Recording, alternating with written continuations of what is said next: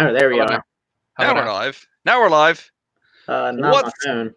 what's going on, everybody? Captain Ron, the Master Apprentice, here with a live stream for you guys tonight.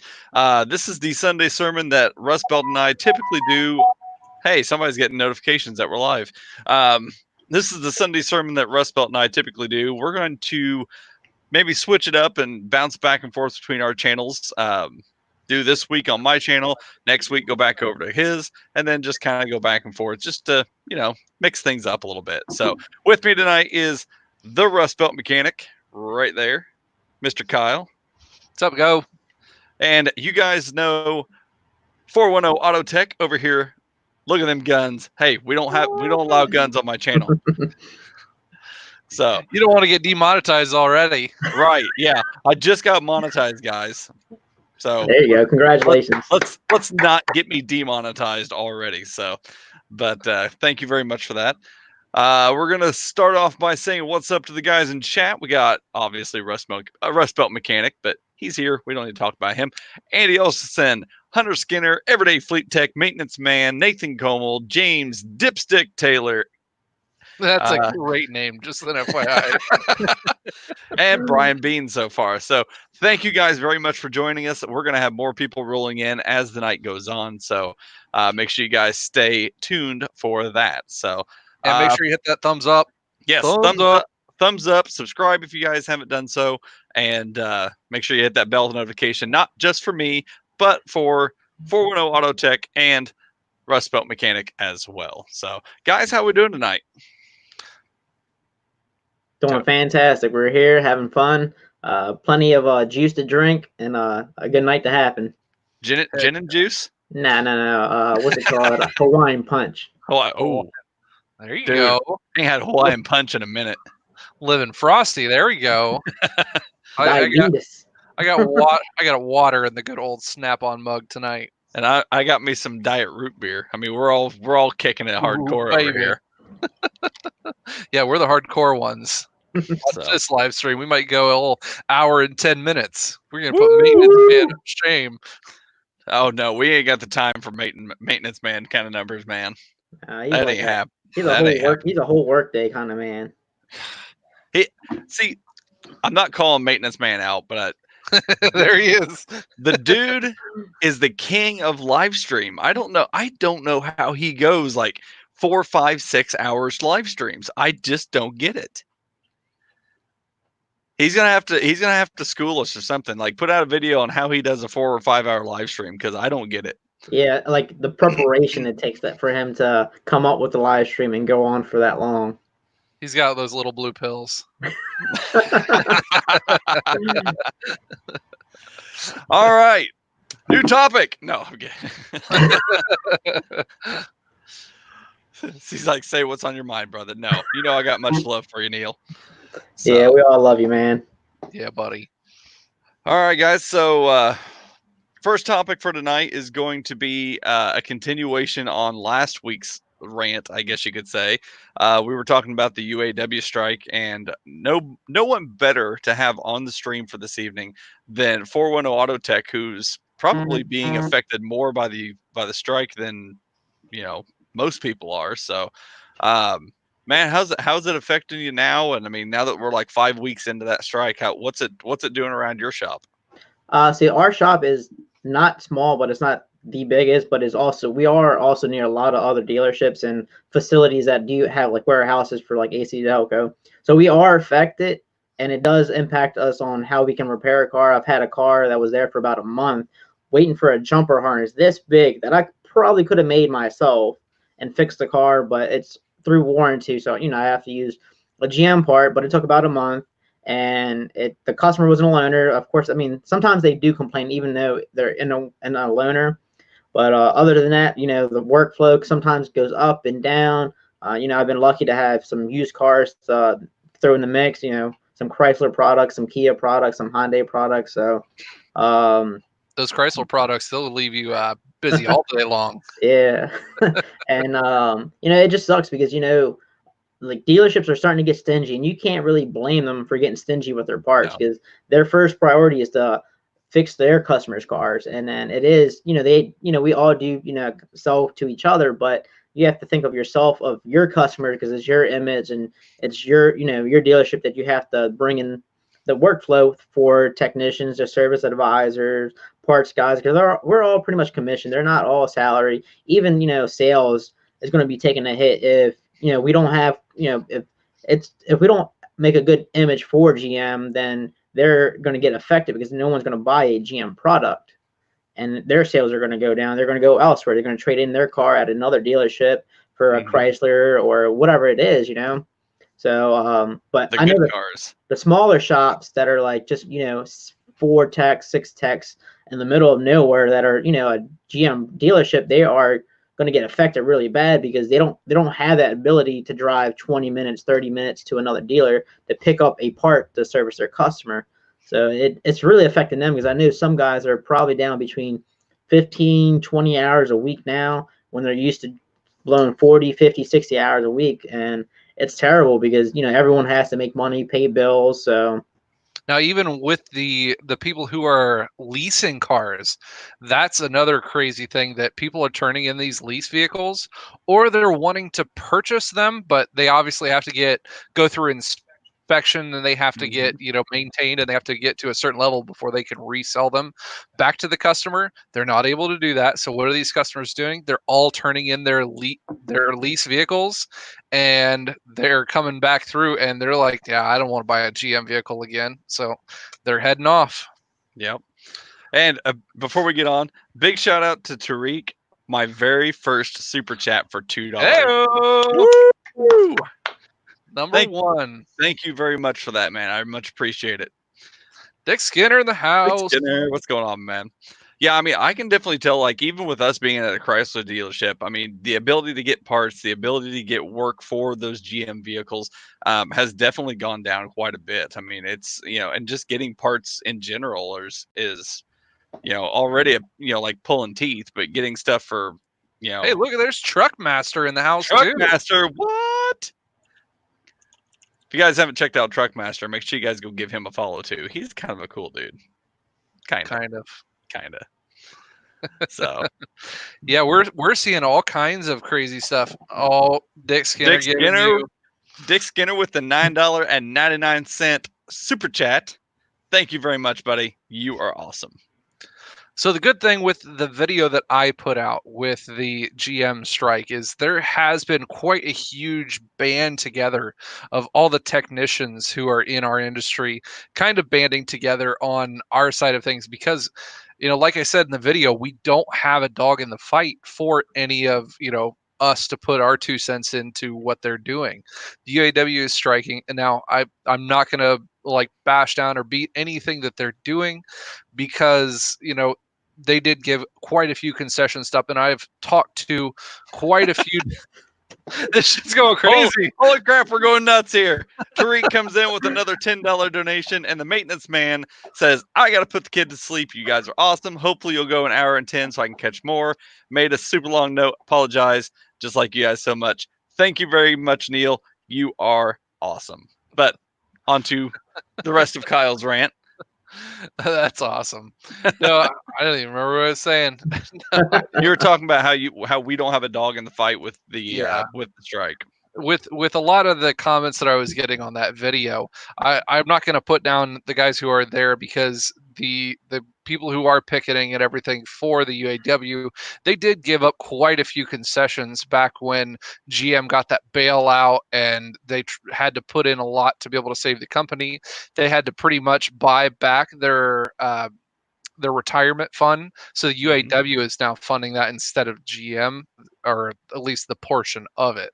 So they gave that as a concession. So they're just trying to get some of those concession things back, because GM is, putting a bunch of, profits down on the books that we are seeing over the last year or so. Another one from Jonathan. No, another super chat rolling in. $10.01. Thank you very much, Jonathan. Topping it off. Hey, hey, we need about $80 more for to fill up the diesel. Yeah, you're not right. You're not wrong. Pretty much. Yeah, but yeah, we've gotten quite a bit of comment back on that one, and I wanted to get some more opinion.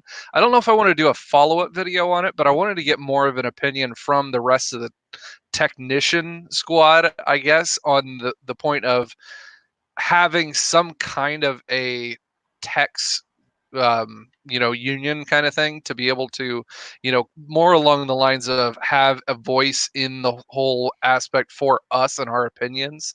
I don't personally like the idea of very many unions, but probably 75% of the comments on that video was, hey, you guys should make a union for the technicians. So I got to thinking about that, and I don't know, what do you guys think about that? I Go ahead. personally don't care for unions. When I was a cable technician, we had a union that supposedly would fight for you and fight for your rights and do stuff to help you out. And basically, I was paying union dues for absolutely nothing. I mean, when it came down to the time that I actually needed a union to do something for me, Everyday Fleet Tech coming in with $1.99, Cummins is better than Duramax. What? What is this? I don't know about that. What is this garbage? Hey, at least he didn't say Power Stroke. Yeah, We'll give him that one. Yeah. But like I said, when I needed a union to actually do something for me, when me and my family packed up and moved from Indiana to Ohio, I was currently working for AT&T at the time, and I was needing to move and transfer to another location. And they're like, yeah, we can get you taken care of, no problem, we'll get you moved. And then once we had the house sold, had everything packed up and getting ready to move, there was a hiring freeze over the Midwest, and no hiring was happening. They were firing people. They were surplusing people and getting rid of people. There was a position open where I needed to go, and the union could not and would not do anything for me. So the fact that the union said they could, and then they didn't follow through, and then they couldn't do anything for me, really burned me on the fact of whether I wanted to trust a union or not from there on out. That's the exact viewpoint that I get from a lot of people, though. See, I mean, I've never had any experience with a union, but I am my best advocate. I'm my best advocate on what I want and what I would like to see, in the shop, help grow. We do have meetings. I'm pretty good with my service manager. We see eye to eye, and if there's something that I need to happen in the shop, he'll try it, but he'll also let me know, no, that's not going to happen, or you know what, I'll try to see what I can do.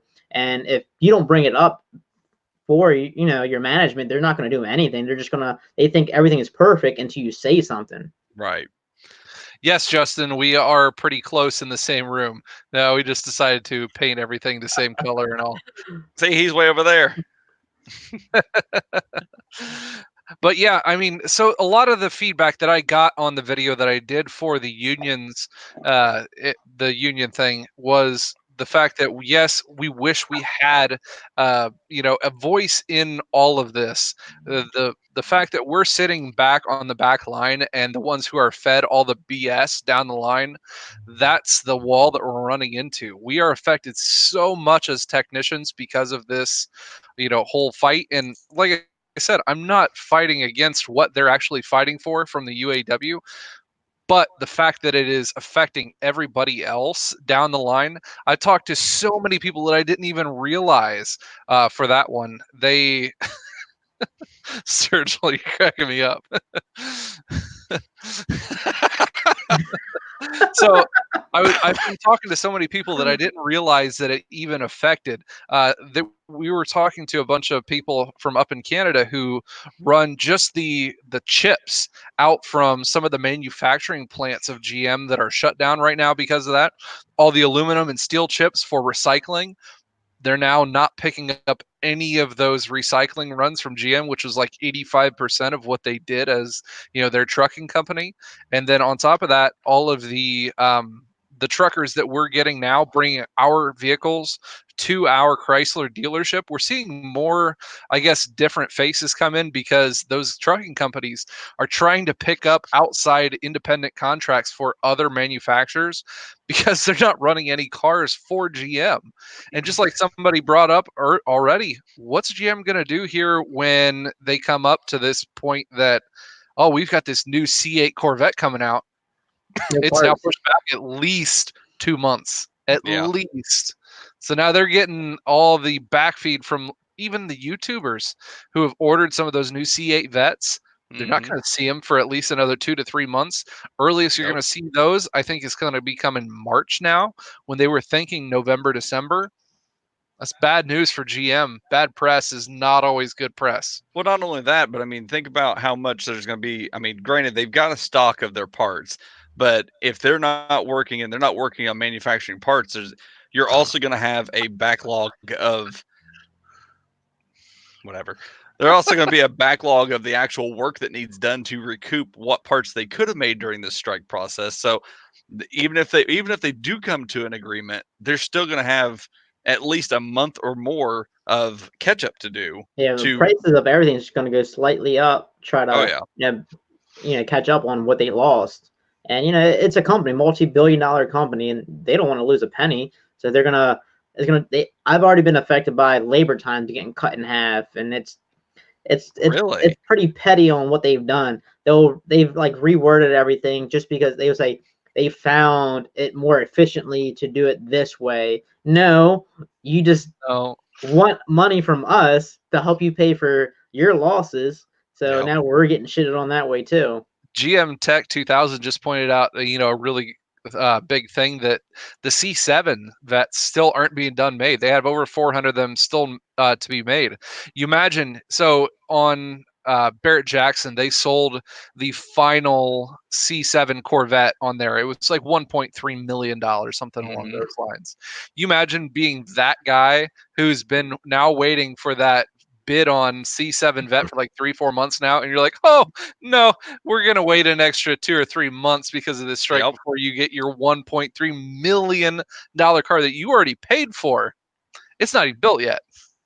I don't even like waiting on stuff I paid for online, let alone wait on something that's been pushed back 5 or 6 months. And then like what's next is are the unions from Chrysler and Ford going to get together, and are they going to go on strike too to get better wages and benefits and all that other stuff? That is another possibility now. So as of before this strike happened, Chrysler and Ford, both of them just came to a kind of like medium agreement, and they pushed the contracts back pretty much. They just signed a little waiver that said, okay, we're going to wait until the UAW and GM are done duking it out before we redo our contract. So you may still be seeing a strike come from Ford and or Chrysler UAW forces even after this GM one, if it ever gets rolled out here in the near future. It's just copycat, cut and paste. That's what it's going to be. I mean, you're going to see a lot of dealer techs jumping ship and going to independent shops, fleet shops, and anything else, because I mean they gotta get paid. That's the bad thing, is that even if you jump ship and go from a dealership to an independent shop, it's still going to affect you no matter what. We have parts that we want to order. We get all kinds of newer vehicles traded in. Like I said, right now, lots of people are jumping ship on GM. So they're bringing their 2016, 17, 18, those newer vehicles that they bought from GM, and they're coming in and trading them in on our lot. So we have quite a few 17s that we're like, oh, okay, that's either under warranty, or the fact that the vehicle is so new that it doesn't have any of those parts made in the aftermarket yet, so we have to get them from GM. We're not even allowed to call the GM store because they're not allowed to sell to outside dealers right now. So if you want your vehicle fixed, we have to take that new vehicle and put it at GM for them to work on as their vehicle, and still wait 2 or 3 months on getting those parts in. Yep. And then at that point, the dealership's then eating the cost because they're sitting on a vehicle that they can't do anything with. So I mean, I think some of the like Advanced Auto, Fisher Auto Parts, maybe even O'Reilly's, I'm pretty sure they're loving life because they're selling nothing but aftermarket parts. They are, yes and no, but they are not receiving any AC Delco parts because every single GM dealership, as soon as they knew at 2 weeks into this, they went to all of those aftermarket kind of places and they bought up all of their filters, all of their AC Delco control arms, intakes, gaskets. They bought all of them up because pretty much anything they can get their hands on. So. Yeah, there's some dealerships that don't even have oil filters. I'm like, Jesus Christ. And you can't do. There's even warranty oil changes that you probably can't even complete because you're not replacing it with a OEM a part, so they're not going to pay the claim. Michigan Mechanic says, I work at an independent shop. The strike has made it very difficult to source certain parts. We've had to spend much more time searching aftermarket, and sometimes they don't even have it. Yep, exactly. They're getting all kinds of time wrapped up in doing this. You imagine being in the GM dealership parts department right now. You're getting calls left and right, and I bet it's horrible. They probably get more phone calls than the receptionists to the front desk. I would agree with that. Yeah, I've had my parts guy call about 3 or 4 different dealerships just to get some parts that I needed. I needed it. It was like over $2,000 ticket. I'm like, I don't care what you got to do or who you got to buy it from to sell it to someone else for you to buy it, pick it up from them. I need the shit now because it's an 8-hour ticket that I need done tomorrow. Now with you being at a dealership, if you need something from another dealership, are they even releasing that, or will they not even give it up? So it's pretty much, hey, you sell me that part and I'll give you this part in return. You scratch my back, I scratch your back. Gotcha. If not, if we don't have a good enough relationship, sorry, we can't have it. There's a dealership that has about 20 camshaft covers for the cruises, for the 1.4s, and they are not giving it up to anybody besides their own customers. Gotcha. Not even to us. Yeah. I wondered how that would work. Like if it's like GM to GM, if they would do something, because I know if like Kyle said, if a Chrysler dealership is trying to call a GM dealership, they're gonna say go pound sand, and you're not getting anything from us. But I didn't know if with having that GM to GM relationship, if they would do anything for you. No, I mean they got to take care of their customers at first. I mean, right. and it's like you can't blame them. No, I know. I don't. It sucks, but you just can't. It just sucks. Yeah. Yep, definitely. So, well, to move on to a little more upbeat and fun topic, found an article today, and I'm going to let you guys see the article, which is right here. So, somebody over in, I think this is in Pennsylvania, lady was driving her car and noticed a burning smell coming from her car. Didn't know what it was, got out, called her husband. The husband said, hey, pop the hood. Let's see what's going on. And this is what she found. 200 walnuts in the entire engine bay area. Who picked all 200 out, though? Her husband did. He's like, I wanted to count this because this squirrel was nutty enough to put all of your shit in one car. Yeah, I'm going to zoom in so you guys can see this a little bit better. Or what's worse, how long has that vehicle had to sit in the same parking spot to get that put all together and everything? I mean, it's either that or that squirrel was driven to get shit done and get ready for the winter. He had some Red Bull and Viagra mixed together. I guess so. So yeah, I mean, obviously this is a pretty extreme case, but I wanted to go into a little segment about weird stuff that you guys have found in vehicles. Not necessarily, maybe in the engine bay or anything like that, but just something that comes to mind about a funny story you guys have. So we'll start with Mr. Mechanic down there. I have so many stories that I could put into this one, but there's a couple of them that obviously come to mind. Recently, I posted on Instagram a couple of weeks ago.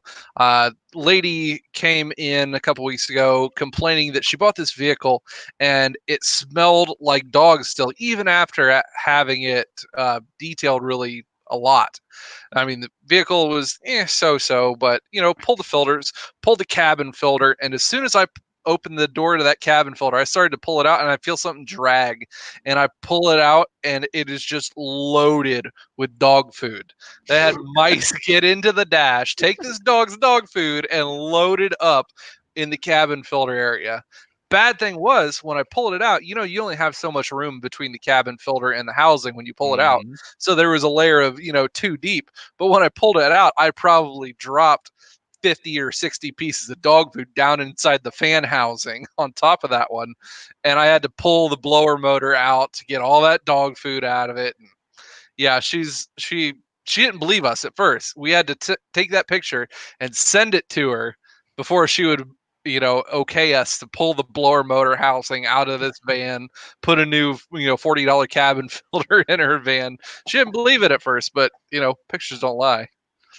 Yeah, no, I was there for that one, and I remember seeing it, and it was crazy. Like, it was the amount of dog food that was in there was kind of nuts. So, so that's one story from you. What about you, Mr. 410? What kind of story you got? So I have a similar situation where I was at the time just changing oil, lube tech guy, and I had a Malibu, pulled it right in, pulled the dipstick, started checking I went to go check the air filter, pulled the air filter out, and dog food was right underneath the air filter. I'm like, what the hell is this shit? And then I had another incident where a customer came in complaining about a burning smell.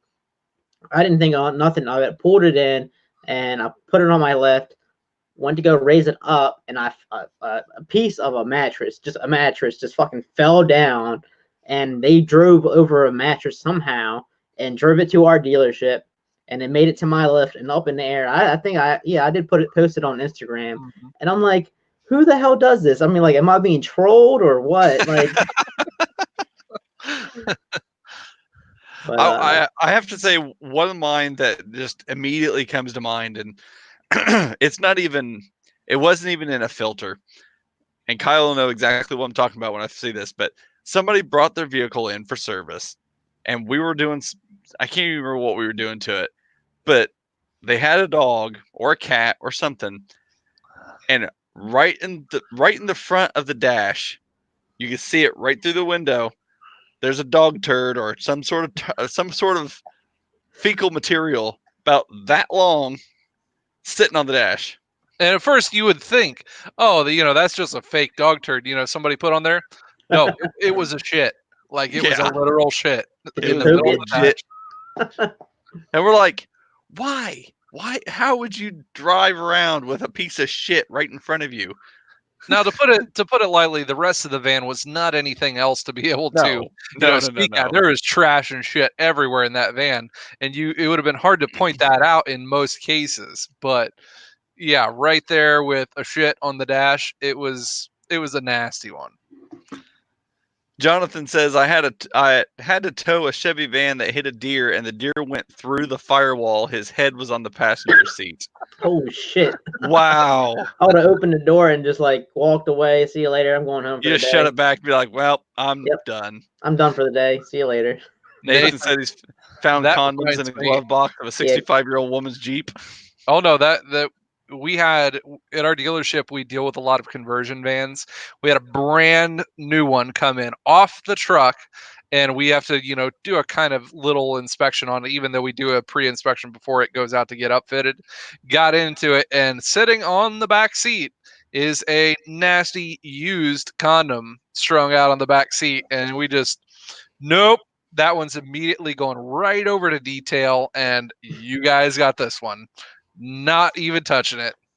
Oh, I can only imagine how pissed off they were. Have you guys ever been accused for, I guess, stealing? Accused for stealing? No, I have not. I have. I wear a size like 8 in men, and I got accused for stealing some knockoff Jordans that were size 13s. And then the same day, one of our Lube Techs guys was accused for stealing $5.38 worth of change. Wow! I'm like, yeah, you knew exactly how much like quarters and dimes and pennies are in your cup holder at all times. And I asked the dealer, like, did you take it? He's like, no. Why would I take it? Now, there was one time that I caught a customer who was trying to bait technicians into doing this, and it was at the time when I'm pretty sure a local news agency was doing a story on that. I'm not sure if it would have been part of that one, but they had a dash cam in there. But if you looked really close, the dash cam, instead of being facing forward, it was turned around facing backward. They brought the vehicle in. We didn't diagnose a single thing on it, just brought it in. Customer said to replace the blower motor resistor. So, where most blower motor resistors are at behind the glove box, you got to pull that down, get in behind there. Behind the glove box, they put 2 $100 bills. Like back under where the blower motor actually is? Just set them there. And and they were brand new hundreds. You could tell that they weren't like old ones somebody left there. And I'm pretty Right. sure it was a 2001 or 2 Jeep Liberty. So it's not like they were sitting there since '01 or '02. They were the brand new $100 bills sitting there, and I'm just like, mm-mm, Not not today, Satan. today. Not today. We pulled it out, and I'm pretty sure that somebody had, just set this one up because there's a couple little wires that come off the ends of those blower resistors, and one was obviously cut right there. It wasn't burned up or anything; it was cut. Just and clean like, cut yep. right in two. Mm-hmm. So what'd you say? I just replaced it and put it out there, and I left that shit in there. I told service manager at the time, I'm like, that was a setup vehicle. No, it was. I'm not a dumb one. Yeah, that's one thing I've always noticed. Like I see people post online all the time, and I mean, you go on Reddit and you'll see like the technician channels on Reddit, and people will always post, take a picture of money sitting in a cup holder, and they're like, "Not today, Satan," or "Not today, customer," or something like that. I mean, that's always, a lot of people are kind of, they know if they have any merit to them, they know if you see money, leave it. Don't touch it. Don't look at it. Don't breathe at it. Don't sniff it. Don't do nothing. Just ignore it, forget it's there, and call it a day and keep going. So I either try to leave it, or I'll get like my manager to bring out the customer and show them that, I mean, if here it's like is $100. We're not taking it from the moment it gets parked. In between, if it's stolen on the lot overnight, it's not our responsibility, because you do probably have a spare key that you could just walk in and unlock it and take your money back and then accuse us for stealing. right. I mean, and that's total CYA, cover your ass there. So, I mean, if it was something like some sort of like a large amount of money, like even if it was $10 or $20 or something like that sitting there, I'd be going right up to the service manager and be like, "Hey, come get this and take it out of the vehicle, just so that we're not accused." And they can, I'm sure they can file it away and do something with it. Another good thing to have in for practices when doing stuff like that. Usually, what I do when I have to pull dashes or I have to pull like whole back seats and stuff out of vehicles for repairs, obviously I like to tell the service manager, "Hey, remind the customer when they come in, make sure they're dashed, glove box, center console, it's all cleared out, because it's all got to come out anyways. I'm just going to spill it out." If they don't, then what I do is I'll take pictures of everything, where it's at and what condition it's in, and then I'll take that stuff out and I'll put it in one single box, and I'll put that box on their back seat, because I'm not going to put it all back in, especially if I have to take out child's seats, safety seats like that. If I have to take those out, I make sure to put them upside down on the back seat, and we do not reinstall them. We tell the customer, "Hey, we told you about this one ahead of time. We had to take that out, so we took the seat out. It's upside down in the back seat, so we don't reinstall any child safety seats either." So I did the same practice. I did the same thing on a Pacifica. I had a customer that had to get to the fuel tank to do an evap leak check, and to get to it, you had to basically get. I mean, it's like right underneath the driver's second row seat, and you have to put it, like, stow it and everything like that. Well, that seat actually had a car seat in it, so I took it, unbuckled it, flipped it upside down, put it in the other seat, and went on with my day, and then sent it back to the customer, and that way they can reinstall it when they get it back, because I don't want to be liable for a car seat not being properly installed, and then something happens, and then then it's my ass. So Cody, that reminds me. I didn't always work at the same dealership that I work at now. I worked at an inner city dealership, and one of the vehicles that I would work on there every once in a while, you would be able to know what those vehicles were for some of those people doing illicit activities, because you'd get the repair order, and the repair order says John Smith, and it's a 400-pound black guy. You're seeing this one, and you're just like, John Smith. That's the name we're going with today. And when we get 2 or 3 John Smiths a week on my ticket rack, I'm like, And the one time somebody pulled a center console out and found a nice wrapped about 5-pound cube of marijuana underneath the center console, and they're like, "Oh, just leave it there. Don't touch anything." We're like, "Oh yeah, now okay." Yeah, we had that sometimes. had 2 cars Saturday that I got in. I swear to God, I got a contact high. Back to We've back got a customer vehicles. that's like that. all the time. So, unless you guys have anything else to add, we're going to move on to the next topic, Roll it. which is going to be, and Kyle, I need a screenshot from you. We're just going to touch on Mr. Rustbelt Mechanics Scholarship Fund, get an update for that. So as soon as he gives me a screen share for that, then I will give you guys that. It's the Rustbelt Mechanics Scholarship Fund that I started a couple of weeks ago. You guys can go over here to this website, and we'll put it down in the comments also. I started this one a couple of months ago to be able to give back to the school that I went to, and to be able to give back to what these new students are going through. Everybody knows getting started as a technician in the field, it's a whole lot of money to get started, and we wanted to be able to give back to the guys who are getting started and kind of give them a little bit of a leg up in getting some tools. So at Sinclair Community College, which is located in Dayton, Ohio, they have one of the best automotive departments for just about anything. So the top 1 or 2 students, depending on how much we get raised out of these funds, we'll be either giving it to 1 student or 2 students, depending on which one. And they'll be getting this at the end of their first semester, just to ensure that those students are there through the first semester, actually participating in class, have a grade, and they are participating in dealership programs as well. Yeah. And I mean, just as a, won't call me fresh out of school anymore. I guess it's been like what? May, June, July, August, September.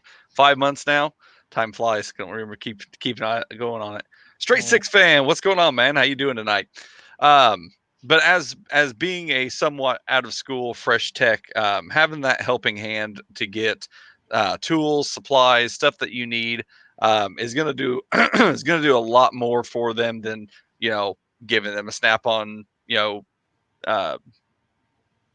meter or something like that, some sort of diagnostic tool like that, because they're going to have that in school, and when they go to a dealership, they're going to have it. So, give them something, something awesome and cool like that. Yeah, it's neat, but having the money to get hand tools, power, cordless tools, stuff like that they need will help them a lot more than some fancy diagnostic tools. So I'm probably also going to get quite a few other things from some of my tool sponsors that I do stuff through. Milwaukee SP Tools, something like that, is probably also going to be donating to the fund in the way of tools when it comes time to it. But this is for funds for those technicians. They can either go towards them purchasing tools in the program, or they can use it for purchasing books or anything else that they may need in the last year and a half of their schooling. Yep. So like I said, if you guys want to help out with that, Rustbelt put a link in the chat, and we're going to also put that in the description of the video, so that if you're watching this after the fact, you guys can go over there and check that out as well. Anything you guys want to give towards it, whether it be $1, $5, $20, $1 million, whatever you guys got, and it goes 100% to that. I don't take any of those funds at all. You guys see exactly what has been donated to the funds. All 100% of that will be going to that, and we'll obviously be doing a video about it when that time comes that we will be giving that to a student. Yep, that'd be pretty awesome, just to get that reaction I guess footage of them receiving the scholarship. That will be pretty awesome as well. So but yeah, on to the next topic. Toyota Supras. What's your guys' thoughts about them? Just pretty much a BMW, but I don't know. I don't really see the hype, just because it was such an iconic car, especially I guess from the Fast and Furious, from Brian's. It's nowhere near the same, and it's not going to be the same. So that's pretty much how I feel about it. Now, when you see one, do you go, "Is that a Supra?" I mean, like I saw one the other week, and I saw it, and I was like, "It's a BMW Z4." I mean, like, it just with a Toyota, badge slapped across it, Yeah. But I mean, I think they moved on to rear timing chains now on those because it's engineered by BMW, which what sucks. Now you got to pull the engine out to time the engine. yeah, I mean, we've seen them like at car shows and stuff. I don't know if we've ever had one come into our dealership, have we?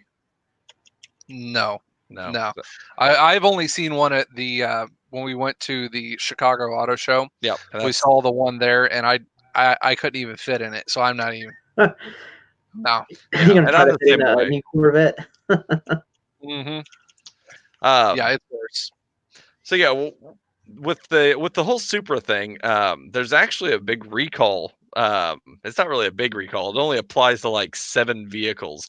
But they're talking about this recall for faulty seatbelt mounts on the actual body of the vehicle. And if they are found to have faulty seatbelt mounts, Toyota is going to give them a brand new Supra as part of the recall. A new Supra? A new Supra. I would destroy the the tires and everything else before I gave it back to them. So looking through the article itself, it says in their documentation, the vehicles will be inspected, and if a defective seatbelt guide loop mount is found, the vehicle will be replaced. Not just the mount, the entire vehicle will be replaced. Yeah. So no, that's kind of an absurd recall. Running or non-running? Does it have? I don't think it really matters. It's I mean, obviously it's brand new Supras, so it's on the 2020 Supra. But I mean, granted, if it's running or not, I don't think it really matters. I mean, I don't know what their documentation would be, but the fact that they're fixing the vehicle by giving you a new vehicle is just crazy absurd. So my thought is, what are some of the crazy and absurd recalls that we have to do as technicians? Well, we have a recall right now on the Traverse, on the brand new ones. If a portion of the frame weld is not fully secured, they get a brand new Traverse. Really? Yep, regardless, whatever happened. Pretty much the same exact thing. So someone at the UAW wasn't doing their job right when they were welding some shit. It's funny, or doing their quality control. We've had the same kind of recall. It's not necessarily that extreme to where they're going to get a new vehicle, but we got a recall on the Wranglers where the frame welds are not right, and if it has a improper frame weld, then it gets sent to like a professional body shop to be rewelded, and then it has to, or is it professional body shop, or does it have to be done by another? No, it has to be a licensed whatever welding or body shop who has licenses for that specifically, and that was with both the 45 5500s with the frame welds cracking, as well as the Wranglers with the frame welds cracking around the gearboxes. Yeah, so it has to be repaired by a licensed welder, and then it has to be re-inspected, and then once that's done, then they're good to go. So that's one of the crazy recalls we've got. Another one that we've got that's kind of crazy and stupid is one that I actually had to do the other day. It was a recall that hasn't really came around for a while. Kyle said he's only done like one in the new building. Yeah, I've got one more to do actually. So we had another one come in. Yeah, that's what we're supposed to do. That's crazy. But it was on it was the Liberty, right? Yes.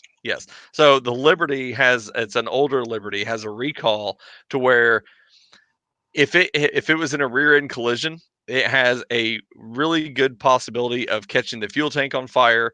So to fix the problem, you install a trailer hitch. Yep, that is the fix for it, because if you look at the rear end of the Jeep Liberties, and it's also on the WK Grand Cherokees as well, this fuel tank sit about 8 inches below the bumper level. So this big old fuel tank hanging out there, especially if people lift those Jeeps, which a lot of dumb people do lift Grand Cherokees and those as well. So it'll be dropping that down and hopefully protecting it as well.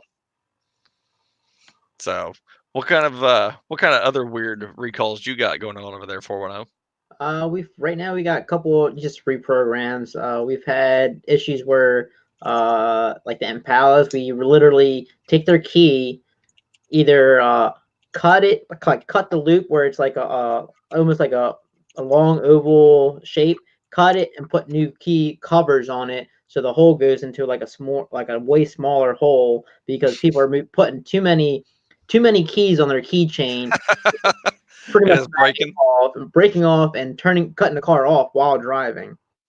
Mm-hmm.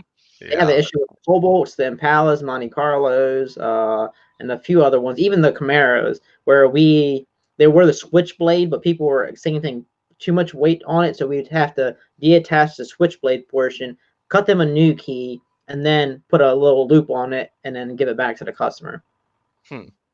And yeah, then, we actually had one of those also for the Chrysler vehicles, but it was in the ignitions that weren't the blade key style. They were the fobic that you had to put in and rotate, and it was actually ruining the springs and the detents in the actual wind module. Ignition. So we had to replace the wind modules in Grand Caravans, Town and Countries, Journeys, and one other one, I think, but it's the same thing. Yeah. Yeah, and then we've got the weird recall where we've got to put a stop block, a little plastic block that's probably about this big. There's a potential chance for some of the 1500s to, when you hit a bump, it'll actually actuate the tailgate latch, and the tailgate would flip down while you're driving. And if you had a payload in there, all that could go flying out, cause an accident. So we have to excuse me, we have to take the panel off the tailgate, move it off to the side, and then pull this grommet back, put a piece of plastic, basically a plastic block in there, and then put it all back together, and that's what keeps it from actuating open on accident. do you guys have an issue with like the Dodge Caravans or Pacificas where the sliding door would just open up by itself? Not by itself, but No. we have quite a few of them that have. They had one was a recall on the sensitivity of the sensors coming closed. It would think that something was in the way, so it wouldn't allow you to close at all. But as far as opening up when they weren't supposed to, I've not seen that one. I've seen more issues with the wire harness that actually, kind of is on that track, and it kind of curls up whenever you open and shut the door. Those wires breaking or becoming brittle, and then just causing connectivity issues to where you have to manually open the door. You can't hit the button, or you can't do anything like that. You would actually have to physically open the door by hand and then manually shut it by hand. But that's just getting in there and finding that broken wire, and then resoldering it back together, and it works. So what you doing down there, Mr. Tippy Tap? Typing, multitasking. So right now on my channel, I have a giveaway for toolbox widgets. If any of you guys want to get in it and want it, Toolbox widgets, free tool giveaway, free tool giveaway. Let's see if I can share the link. I don't know if I can. Let's see. I'm sure you can. There you go. And if you guys haven't checked out 410 Auto Tech, make sure you guys hop over to his channel, give him a subscribe, hit the like button on his videos, hit that bell notification. And like you said, you guys go check out that link. That is for his most recent video where he's giving away toolbox widgets. You guys know what those are. We've given those away before. Maybe once or twice. Yep. So if you guys want your chance to win some of those, he is the person to go see. He's got some that he's willing to give away. So speaking of channel updates, what else you got going on, 410?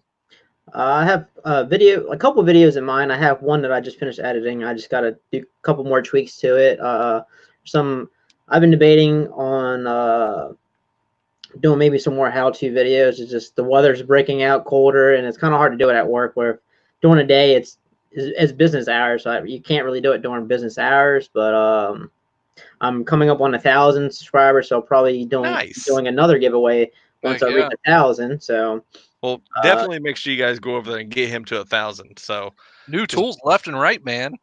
And Sweet. exactly, and it's awesome about this community that a lot of companies are willing to give the shout out to like the smaller channels to help the community out and actually give tools to an actual technician to look it over and see if it's worth buying or not.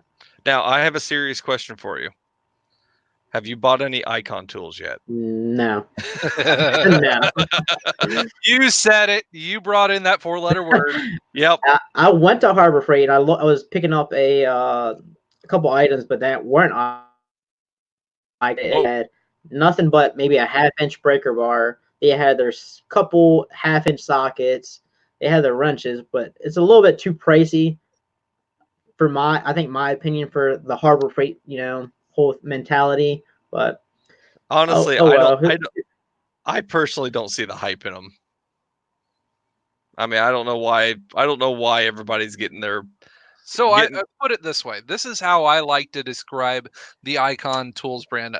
Me and my wife, we went out for dinner for our anniversary a couple weeks ago, and we cruised back by Harbor Freight because it was right there by Outback. So we went in there, and I had a look at them, and just to say that I saw it, I put it in my hands, and they're okay. But I like to compare it to, say, if a company like Hyundai were to make a $250,000 sports car, one that had 750 horsepower, all-wheel drive, all the amenities, luxuries that a BMW M5 or something, or even a Lamborghini Gallardo would have. So, but it was made by Hyundai.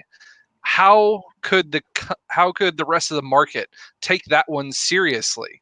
I would have to say that if you're not meant to make things like that, it's hard to put your company in that point to make something without going through other steps along that way.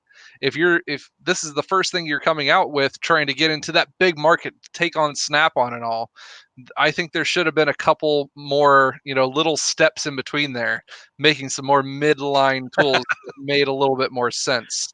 Everyday Fleet Tech says Outback and Harbor Freight for anniversary. Damn you, classy. Yeah, buddy, you know it. But that's just my viewpoint on it. If you were in the market to buy a $250,000 Porsche Cayenne, but or some kind of Porsche, brand new one, and you got this Hyundai that was just as good or better, costs the same amount, but it has the Hyundai badge on it, which one are you going to buy? Not the Hyundai. Just saying. You could say that, yeah, I inspected it and it's all better, but the pedigree of where they came from and what they've gone through, the pedigree on the Harbor Freight speaks for itself as of right now. And I think the boxes are definitely well out of the price range that they should be out for the box for 10 grand. It's not. It shouldn't be at 10 grand. Mm-hmm. Yeah, and I find it funny that they're not only that they've been doing all this pushing, especially on YouTube with people. And I'm not going to call anybody out because you guys do your own thing. I don't care. But the funny thing is that the fact that they did all this pushing and all this marketing, and then now they've got recalls on their tools. Yep. It's because guys like Dick Skinner taking torches to their ratchets all day long. That was funny. It's a recall. You can't use a blowtorch on our wrenches, so we're going to recall them and make them stronger so they hold up to blowtorches. I'll give it to this. I mean, they've put a lot of money into advertising, and they've been pushing it left and right, and they've been pushing it in a way that gets their name out into the public so people know about it. Now they've just almost gone to the point of doing it too much, I think. Yep. Way too much. And I think, just like Justin just says, they rush stuff to market. I think they should have put those tools in the hands of, the hands-on guys ahead of time and done more in, product testing, I guess, out in the public before pushing it to the masses and pushing it as hugely as they absolutely have. Yep. They've splattered the name Icon across every inch of the internet right now. So yes, people are buying it, or people are looking at it and they know it, but the point where they're having the recalls on it, that makes people second guess them. So second guessing a company and having all of that, kind of name recognition out there at the same time, not really good for business. Yeah.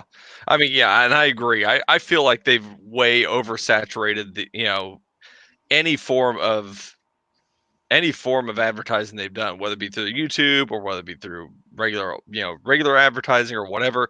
It's just every time I look at YouTube, somebody is doing an icon video. And like I said, I know it's the hot thing right now, Mix it up.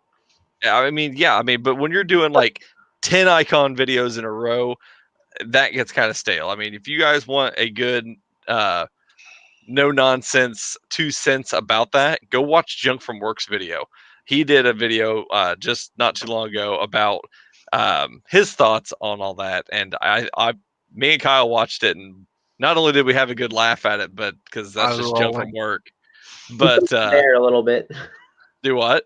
I say he poked the bear the wrong way a little bit accidentally. Yeah, but I mean, it's you got it coming if you're doing that kind of stuff. So, it is what it is. I mean, like I said, I don't have any icon tools. I probably won't have any icon tools. They just don't appeal to me. I don't have a necessity for them. So, and it is what that it is exactly my point of the same thing. I've put my opinion out there. I've held the tools, and they are not in the wheelhouse of what I do in my day-to-day kind of stuff.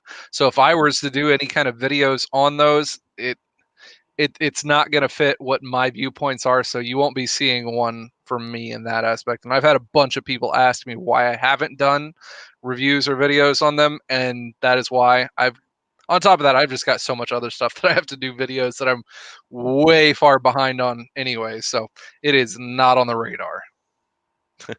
Somebody's not getting paid to make this video too. So, Rustbelt, what you got going on for your channel? Speaking of, what don't I have going on for my channel as of right now? So I just put out a couple of bigger ones, testing out the new Milwaukee right angle grinder, the 22, I forget the number right off the bat, but the new 90-degree grinder that will be on the market here within the next, I think 2 or 3 weeks, something like that. It's supposed to be coming out at the end of October here. Yeah, it's pretty sweet too. But it is pretty freaking awesome. And I know I compared it to the Snap-on buffer grinder. I know that's not marketed as a grinder, but that is what 98% of people will use them for anyways. So that's why I said that's what people are buying them for. That's what they're using them for. So that's what I'm comparing it to. And obviously it put the Snap-on one down, kind of easily. And if Snap-on would have thought ahead of time, if that's what the people are going to use it for, and that's what it's chucked to, people are going to use it for, why didn't you come out with something before a buffer polisher that was more along the lines of a grinder? I guarantee, knowing that Milwaukee came out with that now, they're probably already working on a answer to it.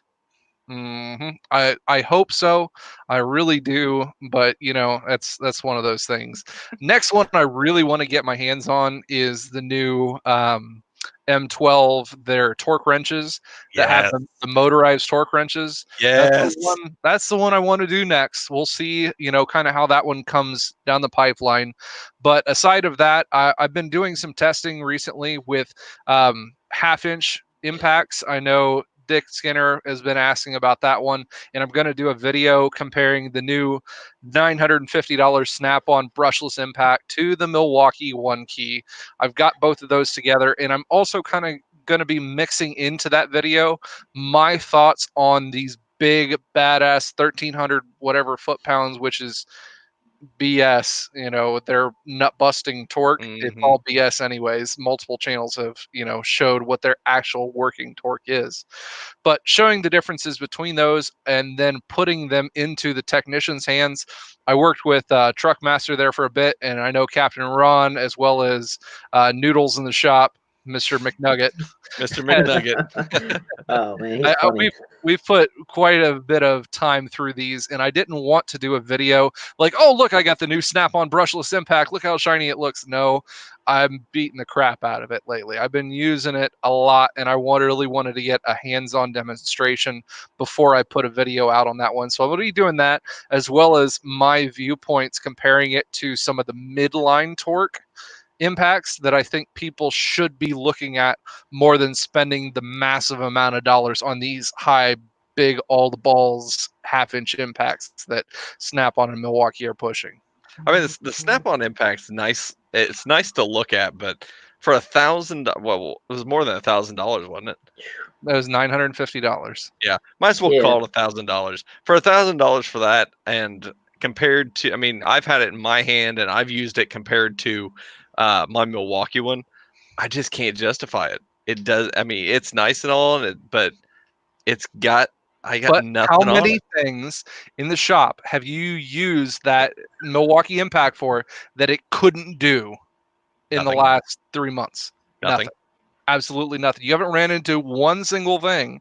Nope. So at that point, when you start backing off a tool, using your 3/8, even then, the stubby Milwaukee 3/8 that I have, when I use that one for just about everything, that stubby Milwaukee 3/8 can do 80% of everything that I needed to do in the shop.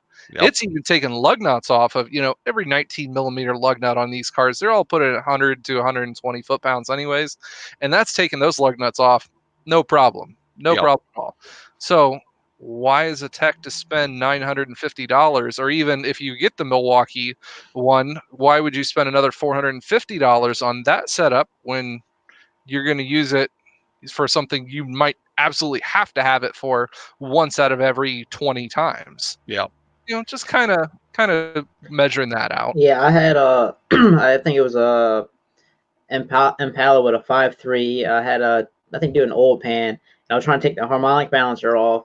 I had my Cornwall, which is rebranded Ingersoll Rand, trying to back it off. Couldn't get that done. Then I went to my buddy's my buddy's Snap-on. I think the one that you were talking about that you had like mixed reviews about it. That couldn't take it off. And I asked my buddy for his cordless Milwaukee 1/2 inch, and that thing just backed it right off. Like it was like nothing. Mm-hmm. Which is why in the testing, I'm putting in a little bit of testing with some mid-torque impacts to show technicians like, hey, the mid-torque impacts. So I've used the Milwaukee as well as SP Tools has got me one of their mid-torque impacts, and I've been using those as well as a rigid one. We use the rigid Octane. McNugget got one of those, so we've been using that one also. So I really wanted to be able to show the people who are watching that, hey, these mid-torque impacts are going to do 99% of everything that you need to do. Even me as a master mechanic in a Chrysler dealership, they're going to do almost every single thing that I need it to do in that shop, where, I'm going to have one. If I had to take a pinion nut off of a 5500 Ram or something like that, that's where I need, something bigger and badder. But I'm pretty sure that mid-torque impact's going to do just as much, and it's going to be half the price also. Yeah, that, or you can just break out that 1/2 inch air impact that's like this big. Mm-hmm. Dude, that stubby impact, that thing's a beast. Yeah, 700 foot-pounds out of that thing from SP. That was a amazing tool. I'm so glad I got that one. Well, as for me on my channel, if you guys haven't heard, I've finally got monetized, so gonna be doing some more videos. I've got some review videos, and I'm gonna be doing hopefully later this week. I got you guys probably saw my video that I did on my backup camera from eRapta. They were nice enough to send me 2 more to do reviews on. Both of them are hardwired, so it's going to take me a little bit longer to get to them. But one of them is the wired version of the wireless camera that I have currently on my truck.